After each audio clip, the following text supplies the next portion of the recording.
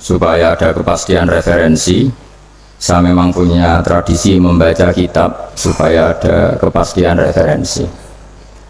Saya akan baca dua kitab, yaitu Ar-Risalah Al-Qushairiyah, kitab pegangan Mbah Maimun dalam berthariqah. Di situ diceritakan, saya baca aja ya supaya jelas untuk membantu teman-teman yang masih mungkin punya kitab ini. Dan di halaman 27262 di sini diceritakan percontohan hidup berdampingan ya dengan agama lain. Sami itu ba'dal ulama yaqul, ada seorang ulama bercerita, Istadofa majusyun Ibrahim al-Khalil. Ada orang Majusi karena kelaparan. Dulu itu kan padang Sahara, dulu tidak ada warung, tidak ada hotel, tidak ada restoran. Jadi kalau orang kelaparan mau tidak mau itu harus bertamu ke orang lain supaya dikasih makan. Terus faqala, kata Nabi Ibrahim, bisyarti antus lima, dengan syarat Anda harus Islam. Kemudian orang Majusi ini putus asa karena dia tidak mau Islam, terus pulang. Terus Allah Ta'ala memberi wahyu ke Nabi Ibrahim, fa'auhawahu ilaihi mundu khamsina sanatan nut'imuhu ala kufri. Kata Allah, orang itu sudah menjadi Majusi 50 tahun dan selama ini tak kasih makan. Kamu dimintai makan sehari saja kok minta dengan syarat apa? Islam. Akhirnya Nabi Ibrahim mengejar orang Majusi itu dan kemudian dikasih makan. Jadi cerita-cerita seperti ini juga ada dalam khazanah kita, sehingga membentuk perilaku para kiai Indonesia itu toleransinya luar biasa. Juga zaman kita kecil sampai sekarang sering banyak kiai cerita, dan itu memang nyata, betapa Nabi itu juga memaafkan kesalahan seorang daksur ya, dalam yang cerita yang terkenal itu. Ketika Nabi sendiri, ada orang bawa pedang terus tanya, ya Muhammad, sekarang siapa yang bisa menghalangi engkau dari saya? Orang ini bawa pedang.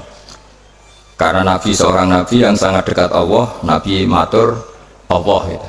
Kemudian orang itu gemetar, pedangnya jatuh, terus dipegang Nabi, sekarang kamu yang bisa menghalangi siapa? Dia bilang la ahada, tak seorang pun. Singkat cerita, kemudian Nabi memaafkan orang itu. Jadi cerita-cerita itulah yang menjadikan kita bisa hidup berbangsa dan bernegara. Jadi memaafkan itu kata kunci dalam bersosialisasi, baik dengan keluarga, dengan tetangga, dengan semua warga Indonesia. Kedua, saya baca kitab Asy-Syifa. Asy-Syifa ini kitab tentang kelebihan-kelebihan Rasulullah SAW. Di antara pokok dari sifat dasar Nabi itu adalah pemaaf. Suatu saat Nabi ngalamin luka, dan luka itu disebabkan oleh musuh-musuhnya. Kemudian ada di antara yang memberi saran ke Nabi, lau da'au ta'alaihim, mbok jenengan maksud no mereka, karena mereka sudah melukai engkau, terus sudah biadab sama engkau. Tapi Nabi menjawab, ini di halaman 73 dalam kitab Hukukul Mustafa karangannya Qodiyat, judulnya itu Asy-Syifa. Ini lam upas la'anan, saya ini tidak ditugaskan Allah untuk menjadi tukang laknat, untuk menjadi orang yang sukanya menghabisi yang lain. Walakinni bu'istu da'iyan warahmatan, tapi saya diutus untuk berdakwah yang baik, warahmatan, dan menjadi rahmat. Terus Allahumma hdi qaumi fa innahum la ya'lamun, ya Allah beri hidayat kaum saya, karena perilakunya demikian itu disebabkan karena ketidaktahuan. Jadi ini pelajaran bagi kita bahwa perilaku sosial yang kurang baik dari tetangga itu jangan-jangan kita tidak cukup memberi mereka edukasi atau pengetahuan atau sosial. Jadi saya tidak akan banyak matur di sini karena memang waktu saya juga tidak banyak. Tapi saya mau matur dulu itu, saya cerita ke ibu-ibu ini, yang ibu dulu itu ulama itu hubungannya hanya dengan Allah, tidak pakai ilmu sosial. Ini penting. Ilmu sosial itu bisa jengkelkan. Misalnya kalau saya baik sama tetangga, tetangga saya tidak baik, itu bisa jengkel. Atau baik sama istri ternyata malah lama bisa jengkel, baik sama tamu ternyata malah tamunya kurang sopan atau mengganggu, itu bisa jengkel. Sehingga dulu Nabi itu kalau menyuruh kebaikan itu mangkana yu'minu billahi wal yaumil akhir falyukrim dhaifahu falyukrim jarahu. Jadi kebaikan kepada orang lain itu atas namakan Allah. Sehingga kalau kita jengkel itu mudah memaafkan. Saya punya banyak cerita di Ihya juga di beberapa kitab. Itu ada seorang ulama dipanggil tetangganya, Pak Yai silahkan datang ke rumah saya. Si Kiai tadi datang. Setelah datang ke rumah pemuda itu, pemuda tadi dengan biadabnya bilang, Pak Yai saya tidak butuh kamu, silahkan pulang. Pulang. Dan Kiainya tersenyum. Setelah itu setelah sampai rumah dipanggil lagi, Pak Yai datang lagi ke rumah saya. Kiainya datang sampai 3 kali. Dan Kiainya sama sekali tidak menunjukkan wajah kecewa. Senangnya bukan main.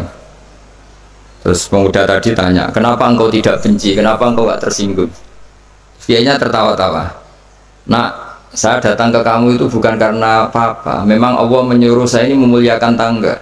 Sehingga ketika tetangga memanggil ya saya datang, itu perintahnya Allah. Jadi saya tidak ada urusannya dengan kamu. Nah itu pentingnya pertaruhan apa-apa itu atas nama Allah. Itu tidak mudah kecewa. Tapi kalau atas nama manusia itu kalau dia jengkelin kita akan balas jengkelin. Tapi kalau atas nama Allah itu legowo. Ini yang dibutuhkan dalam berbangsa dan bernegara. Jadi, misalnya hubungan kita dengan negara, kalau memberi itu ibadah dan keren, heroik. Tapi kalau mendapat itu kalau kita tidak berhak itu ada hisabnya. Misalnya kita digaji karena pekerjaan tertentu, tapi bawaannya di kantor baca koran, guyon, terus main WA terus misalnya, itu antara gaji dan pekerjaan itu malah masalah. Tapi kalau kita memberi itu pasti dapat pahala. Bayangkan kalau negara ini hubungan masyarakat dengan negara itu memberi, kayak kita zaman belum merdeka, tentara-tentara itu dibantu orang-orang kampung, dulu itu hanya dengan ketela, dengan makanan-makanan kampung, tapi hubungannya itu memberi, barokahnya itu bisa merdeka. Tapi kalau hubungannya mendapat itu orang itu nggak akan puas. Begitu juga kiai dengan masyarakat, masyarakat dengan kiai itu kalau hubungannya memberi itu insya Allah akan semuanya baik-baik saja. Tapi kalau hubungannya ingin mendapat ini masalah. Jadi sebetulnya menata bangsa ini juga menata peradaban manapun itu dimulai dari mental memberi. Yunfikun itu memberi. Memaafkan juga sama. Kalau kita nurutin jengkel itu gampang jengkel, tapi mulailah dari mental memberi maaf. Makanya Rasulullah itu ketika ada sahabat marah sama pembantunya, kata Nabi, marahnya Allah itu lebih dahsyat ketimbang marah kamu pada pembantu. Terus sahabat tadi tanya, lalu supaya Allah tidak marah ke saya gimana? Terus Nabi jawab, Allah takhdok, kamu sendiri jangan mudah marah. Jadi semua kekacauan sosial itu kan karena kita sadar punya hak, kemudian kalau terganggu kita marah. Gara-gara marah melahirkan pemecatan, melahirkan macam-macam, akhirnya melahirkan dendam macam-macam. Jadi dalam bulan Syawal ini kita harus berlatih memaafkan. Ya, jadi minal aidin wal faizin. Saya beri beberapa contoh. Jadi tadi sudah contoh daksur, terus Nabi menjawab, saya tidak diutus Allah untuk sebagai pelaknat, tapi walakin bu'istu da'iyya wa rahmah. Terus ada lagi cerita tentang orang Badui. Orang Badui itu orang primitif yang kurang berperadaban. Itu datang ke Nabi kemudian memaki-maki Nabi, Muhammad engkau jadi pemimpin harus yang adil, nggak boleh tidak adil. Terus Nabi itu dengan senyum bilang, fama ya'dilu idzalam adil, lalu yang adil siapa kalau saya sendiri tidak adil? Padahal Nabi ketika dilihat tidak adil itu punya ilmu yang luar biasa. Tak beri gambaran begini, mungkin orang Indonesia tidak siap, tapi harus siap, dilatih supaya siap, apalagi ibu-ibu kayaknya agak siap. Nabi itu kalau ada orang sering memberi itu malah setelah Nabi kuat, zaman dulu kuat itu artinya memenangkan istilahnya pergulatan antara hak dan batil. Nabi setelah mengalami Fatu Mekah itu ya mapan. Itu yang biasa berderma, biasa ngasih itu nggak dikasih. Tapi yang orang-orang barusan masuk Islam, barusan jadi orang baik itu dikasih banyak. Nah, tentu ini dipandang banyak orang itu tidak fair. Tidak fair itu Oh yang dulu berjuang mati-matian nggak dikasih, yang tidak berjuang kok apa? Dikasih. Itu dianggap nggak adil oleh pikiran ini. Tapi cara berpikir nubuah tidak seperti itu. Cara berpikir nubuah itu orang yang biasa ngasih negara, misalnya berjuang kemerdekaan atau berjuang membebaskan Indonesia dari penjajah, itu mentalnya memberi ke negara. Ya itu sama Nabi malah ya sudah, mental memberi itu mental terbaik, nggak boleh diturunkan jadi mental mendapat. Itu cara berpikir Nabi.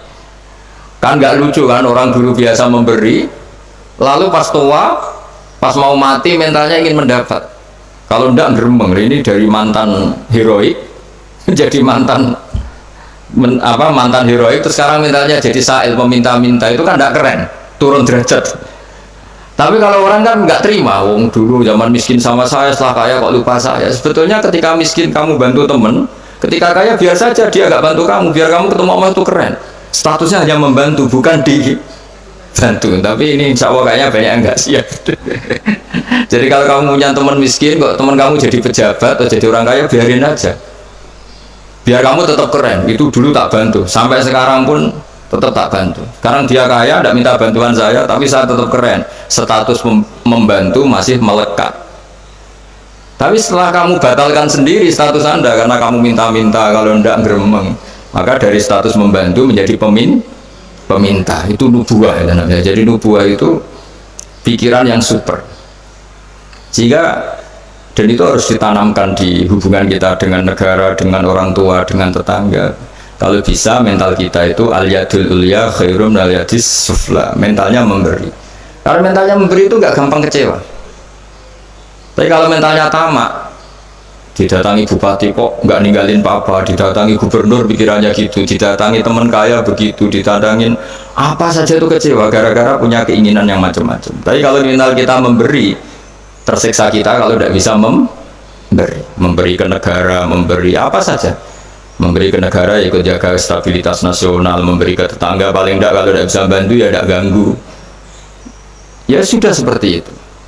Jadi memaafkan itu juga dimulai dari ilmu. Misalnya kita memaafkan teman padahal kita jengkel sekali, dan memaafkan itu ada pahalanya di sisi Allah. Susahnya apa?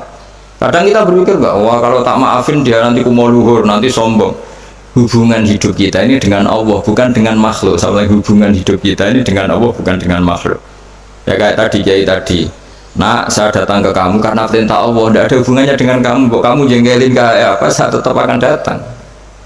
Nah sama kita, baik sama anak juga perintah Allah, baik sama istri perintah Allah, baik sama tetangga perintah Allah. Sehingga nggak perlu dia dinegosiasi atau dipakai berbanding lurus dengan perilaku manusia. Kalau pakai itu Anda gampang kecewa. Kalau istri sedang ngambek, kamu ikut ngambek. Kalau tetangga sedang tidak baik, kita ikut tidak baik. Bisa kacau bangsa ini. Makanya diantaranya sifat dasar orang baik itu orang yang wadra'una bil hasanati sayi'ah, orang yang selalu menanggapi keburukan itu dengan kebaikan. Ini cerita-cerita tentang kebaikan orang-orang dulu. Ketika akhirnya Rasulullah SAW memenangkan kota Mekah dan kota Mekah dikuasai, itu orang-orang yang dulu merangi Nabi, ingin bunuh Nabi, semuanya tuh takutnya minta ampun karena takut dibalas. Tapi kemudian Nabi ngendikan, ini halaman 75, matakuluna inni fa'ilun bikum, apa pendapat Anda kira-kira apa yang saya lakukan terhadap kalian, karena kalian ini musuhi kita, ingin bunuh kita, dan dulu sangat biadab sekali. Ini pertanyaan Nabi ke orang-orang Quraisy, orang-orang Mekah. Itu jawabannya orang-orang Quraisy, orang Mekah itu, qalu khairan akhun karim wa ibnu akhin karim. Engkau tidak pernah saya saksikan lihat sebagai orang yang bengis, orang yang keras, sehingga kita santai-santai saja ketika engkau menang, karena engkau ini adalah akhun karim wa ibnu akhin karim, engkau saudara yang terhormat dan keluarga yang terhormat. Terus Nabi menjawab mereka, aku kama qala akhi Yusuf la tasrifa alaikumul yaum idhabu fa antumut tulaqa. Saya akan mengatakan ke kamu sebagaimana Nabi Yusuf kepada saudara-saudaranya. Kita tahu kan saudara-saudara Nabi Yusuf ingin membunuh Nabi Yusuf, dicemplungkan ke sumur. Apa saja yang sifatnya biadab pernah dilakukan semua sama saudaranya Nabi Yusuf. Jadi ketika beliau jadi raja di Mesir, semuanya memaafkan, bahkan dikasih fasilitas luar biasa, padahal mereka saudara yang sangat biadab. Dan itu pun yang dilakukan Nabi, niru Nabi Yusuf, atau istilahnya ya sama perilaku Nabi, la tasriba alikumul yaum, saya menghadapi kalian kayak Nabi Yusuf menghadapi saudara-saudaranya, yaitu memaafkan. Terus izhabu fa antum mutlaqa, ya sudah kamu pergi saja, kamu akan terbebas dari tuntutan saya. Jadi ini cerita-cerita tentang betapa baiknya Rasulullah SAW, dan kebaikan itu pula yang harus kita tiru, yaitu dimulai dari memaafkan, wal afina anin nas. Nah sekarang masalahnya itu orang itu susah memaafkan. Itu sebabnya sederhana, karena hubungan ibadah kamu itu masih dengan makhluk. Kalau makhluk itu kali janggalin, ya janggalin betul. Nah itu Anda berarti didikte oleh makhluk, didikte oleh manusia. Caranya gimana? Kita harus dilatih hanya didikte oleh Allah Subhanahu wa ta'ala, di mana Allah itu mendikte kita, mengarahkan kita, memandu kita supaya mudah memaafkan. Makanya hubungan dengan istri, dengan itu ya Allah bayangkannya gitu, wa ashiruhunna bil ma'ruf, kamu harus berkawan secara baik. Terusannya ayat fa in karihtumuhunna, jika suatu saat kamu benci sama istri kamu karena perilaku tertentu, fa asa an takrahu syai'a wa ja'alallahu fi khairan katsira. Jadi bisa saja di watak yang kamu benci itu ada kebaikan yang banyak. Saya berkali-kali menyontohkan, misalnya punya istri sering marah itu bagus. Kalau istri kamu ramah, setiap lelaki disenyumin, yang pusing juga kamu. Jadi kalau marah itu kan nggak ada yang berani goda, itu saja begitu. Alhamdulillah. Meskipun ya kalau marah terus mungkin suaminya jantungan terus mati, tapi kan ya maksudnya lihat sisi positifnya. Dulu lama itu begitu. Ada orang berteman sama-sama miskin, terus berteman lagi sama-sama kaya. Setelah sama-sama kaya, yang satu itu jatuh miskin, miskin sekali. Terus setelah miskin, teman-temannya nggak main ke rumahnya. Terus dia diprovokasi oleh orang sekelilingnya. Itu teman kamu yang kaya-kaya biadab sekali, setelah kamu miskin tidak ada yang jenguk kamu. Padahal yang miskin ini sudah jadi buruh boto atau buruh manol di pasar, buruh hamal ya. Terus dia mulai menggerundel, wah teman-teman saya ngawur sekali, setelah saya miskin tidak ada yang kesini. Datanglah seorang habib, orang alim, memberi nasihat, bagus gak kesini katanya. Terus kaget kan dia, kenapa? Coba kalau kamu jadi tukang manol gini, mantan bos, teman-teman kamu datang kan jadi tontonan, mendingan lupa. Oh iya ya, iya kan, misalnya kamu miskin, terus teman-teman kamu tetap datang, pas buruh di orang, pas jadi kernet atau jadi pembantu, betapa malunya. Bagus mana ya? Bagus dilupakan apa bagus diingat? Bagus dilupakan. Jadi orang itu harus melihat sisi bahwa di balik qada Allah ini ada hikmah yang kita tidak tahu. Ya sama, misalnya ada perempuan cantik, dulu semua lelaki melihat, bareng saya itu kukulan, bagus dilihat apa bagus enggak coba? Bagus enggak kan? Yang orang kaya dulu naik muka mobil saja enggak mau, bawa handuk saja enggak mau, bawa tas saja enggak mau. Setelah jatuh miskin jadi tukang manol di pasar, tukang angkut barang, terus teman-temannya tetap datang. Mendingan datang apa enggak? Enggak kan, daripada jadi tonton. Nah di sini tuh kearifan ulama, orang tuh harus dilatih. Makanya saya ini ditamani orang ya seneng, enggak ya seneng. Kalau ditamani seneng ya nambahi konco, enggak ya seneng, berarti dosanya enggak diganggu, semuanya tak anggap seneng semua hidup. Jadi apa ya, soalnya semua yang dari awal itu asik, indah sudah. Saya kenal orang ya seneng, enggak kenal ya seneng, sudah sama. Karena Allah sendiri yang tahu hikmah itu. Makanya saya berkali-kali bilang, Imam Syafi'i itu orang, saya berkali-kali bilang, Imam Syafi'i itu bilang punya teman banyak ya enak katanya, karena dengan punya teman, ya teman sosial lah enak. Nggak punya teman ya enak. Itu saya berkali-kali cerita, ya Imam Syafi'i banyak orang tuh nggak seneng jenengan. Alhamdulillah beneran ya. Kenapa? Orang arah utang ya. Jadi kalau kamu nggak disenangi orang satu kampung tuh artinya mereka nggak akan utang kamu, pinjam mobil kamu, tapi nak seneng. Ribet kan? Jadi seneng ya ada hikmahnya, nggak seneng juga ada. Ada lagi yang lapor, Imam Syafi'i, orang yang tadi cium tangan anda, yang hormat anda, di belakang tuh ngerasani kamu. Jawab Imam Syafi'i, alhamdulillah, berarti saya wibawa, buktinya depan saya nggak berani kan? Jadi dianggap enteng saja. Jadi orang dulu itu segampang itu melihat fakta. Yaitu ilmu ini yang menjadikan orang tuh tidak uring-uringan cara Jawa, karena ilmunya luas, nggak gampang Jadi ya seperti ini, saya ini kan jam tidur saya kalau saya terganggu ibu-ibu, tapi anggap saja ini rumah umatnya Kanjeng Nabi. Setelah saya pulang tidak saya ganduli, nanti suaminya tersinggung kan, masa ibu-ibu gitu. Ya sudah, kalau mau pulang saja biar suaminya agak cemburu, malah ribet kan katanya. Jadi dianggap enteng saja hidup oleh ulama-ulama dulu karena ilmunya cukup. Makanya Imam Abu Hanifah paling dikenang dalam makalah paling terkenal itu Allahumma, kata Imam Abu Hanifah ketika munajat sama Allah, ya Allah, mandoko bina sodruh falsuduruna ittasaat bih. Orang yang melihat saya itu nggak mampu sehingga dia mangkel, sehingga dia nggak bisa nerima sikap saya, tapi hati saya bisa memaklumi mereka.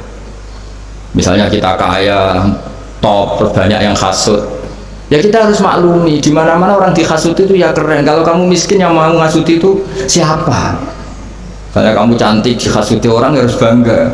Kalau kamu jelek kukulan yang mau ngasuti itu siapa? Harus dimaklumi. Harus dimaklumi. Ya biasa aja. Ya kan? Misalnya suami jenengan kok sering melihat orang jadi harus dimaklumi. Memang suami saya normal.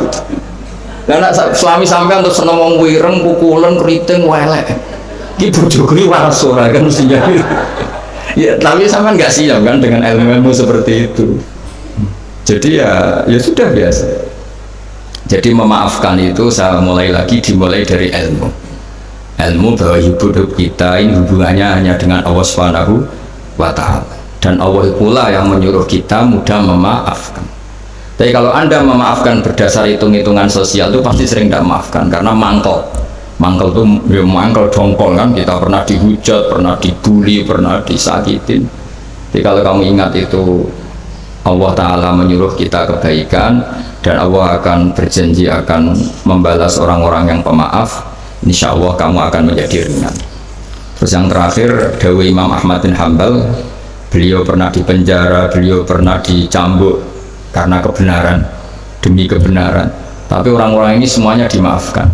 Ketika ditanya kenapa engkau maafkan ya Ahmad, nanti di akhirat itu ada pengumuman, siapa yang pernah memaafkan temannya muslim, temannya atau tetangganya, silahkan berdiri di atas mimbar ini. Kata Imam Ahmad di riwayat itu fala yaqumu illal afun, kemudian yang bisa berdiri hanya orang yang pernah punya reputasi memaafkan.